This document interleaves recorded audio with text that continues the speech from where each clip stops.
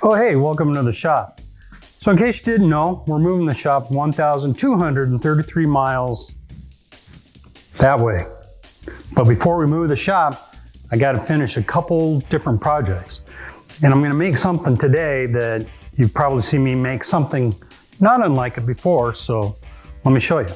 So it's this bottom that's got a skirt on it and then 4 panels. These panels will make 2 boxes and they'll have their own bottoms and a little void space between the two. And that entails making up a bunch of T&G pieces out of these wood slats that we're going to make a few different panels. All these panels are going to be distressed, and then we're going to put a nice weathered antique-ish look finish on it. And you always have to start with a list and a bunch of parts. These parts make the interior of the panels and all the rails and stiles. So when I do T&G, I go ahead and I make a template kind of like this, and I make my groove and my tongue a little bit off center. That way I have a reference point up to what my face or my back is going to be. And it's really hard to try and get this exactly center. You'd have to feed it through this way, flip it, come back the other way. That's double the work. Now every part gets a tongue on it. We are going to be making this the opposite of a door, meaning that the stiles will have a tongue instead of a groove. After we do all our tongues, we switch over to our groove, and not everything gets a groove. Once I have my grooving bit set up, I do a little test, make sure it works on the template, and we groove all the other parts accordingly. Once this bit is set up, I leave it for the duration of the project. Now I have all the rails, the stiles, all the parts for the panel are made out. Now what I need to do is distress them.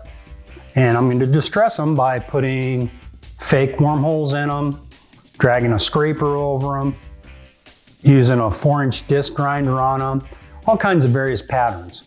And I'm going to do it on each individual piece so that when you put it together, there won't be anything that matches and it'll give it a real rustic original look. Now there's actually 5 different panels, but they're 3 different sizes. And all my rails and stiles are going to be 3 inches wide. But the inside parts I had to change or vary because I want those panels to be balanced. I don't want to have 3 3-inch pieces and then a 1/2-inch piece on each end. It would just look weird. So did a little math, did some calculations, figured out what the inside panels had to be, divided that by whatever amount got me close to 3, and I had to rip these all down to different widths so that the panels would be balanced. So I start by gluing up all the panels that are going to be inside all the rails and stiles, and we're going to let those set and then go work on some other stuff.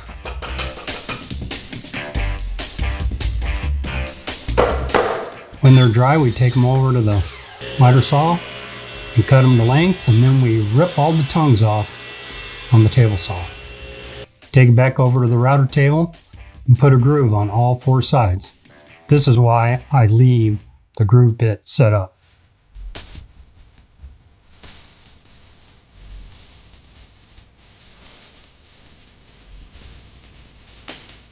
Once my panel's ready, I go ahead and put the top and bottom rail in. Make sure that it's flat and didn't bow. Head over to the top.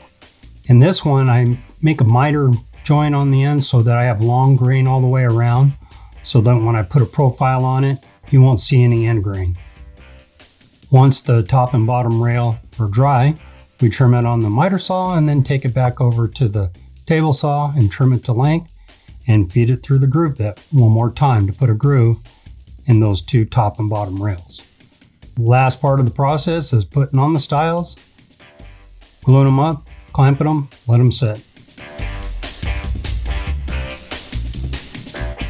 So I got my 2 door panels, got my 2 side panels.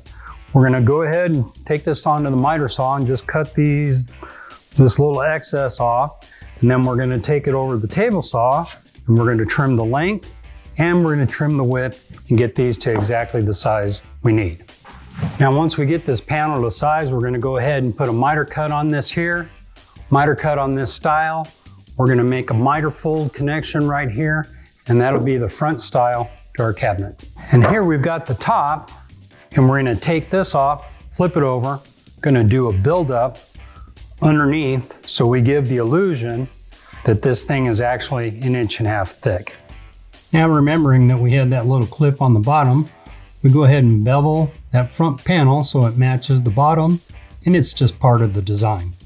And we use a little bit of sander and a little bit of grinder. And since it's rustic and it's rough, we don't have to be too exact. Now, this is how that mitered end panel fits on the bottom, right there. Okay, now we have the microphone turned on. I was just telling you how much fun I have using the track saw. And we made some sides, and they're not distressed like the exposed sides. These are some interiors, but they still need to get a style on them. And we're gonna just put that on with some biscuits and some glue. The bottoms have an exposed edge, and we're gonna just use these little strips of pine that are cut-offs. And we're just gonna band the front just like that. Glue, maybe sneak a couple brads in here to hold it in place. When we attach this style to the interior panel, we just do straight biscuits.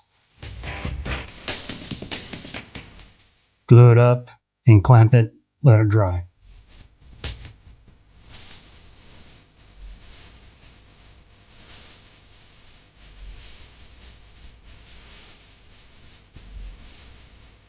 Bottom skirt had that little 22.5 degree miter we had to do. We glue this, do some biscuits, but we also use pocket screws that will never be seen.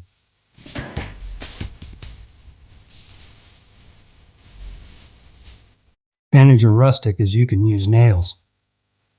Even though we have biscuits on this as well, I like to use pocket screws just to make it that much stronger.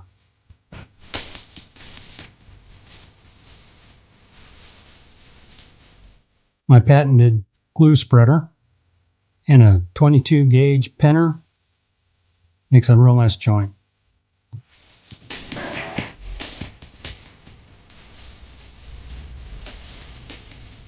Again, the advantages of Rustic, you can just sand it, round it here and not round it. Don't have to be real precise. Clean up those joints really well. Now watch this guy. Carefully putting this glue on here, making sure it's all lined up, and notice where those pocket hole screws are. When do you think he's going to realize that this panel is upside down? Maybe, right here. We don't allow pocket hole screws exposed inside the cabinet. Oh, this is how it's supposed to go. At least I knew how to put the top stretchers on appropriately. Since I have limited range of motion these days, I really like to do these shelf pin holes when the back is off. Made 2 of these boxes, which were essentially a mirror to each other, and then made sure that everything fit right. Always got to make sure that your measurements, oh yeah, we're good. So let's go ahead and glue it down.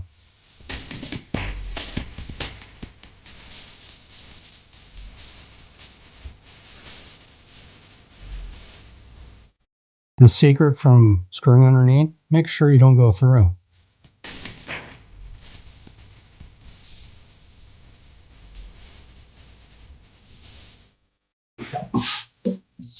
All right, we got all our parts made. I got the tops over here, I got the doors over there, and I leave the backs off because when I go to do the finish, I just like to spray inside. If you have the backs, it creates a lot of dust, you get a lot of overspray, and it gets a real rough texture. Better access, just better coverage if I do it this way. I can do it from around the back, just works out better. A little blood.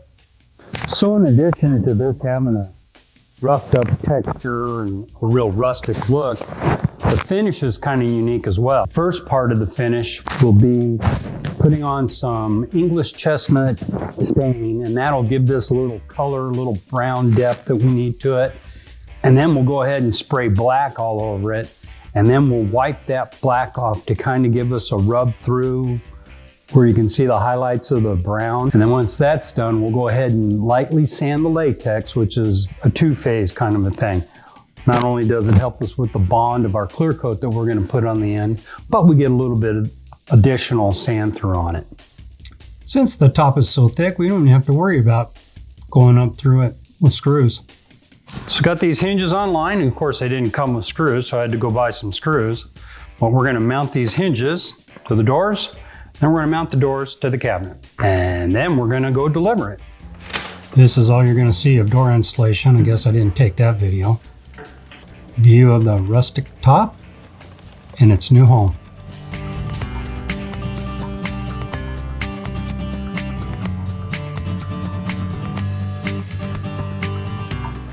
And there it is. So with that, I think the projects are done here in the shop. We're going to start breaking this thing down so we can move it north. So if you get a chance, don't forget, subscribe. Watch these videos. Subscribe is this here. And watch these videos. See you real soon.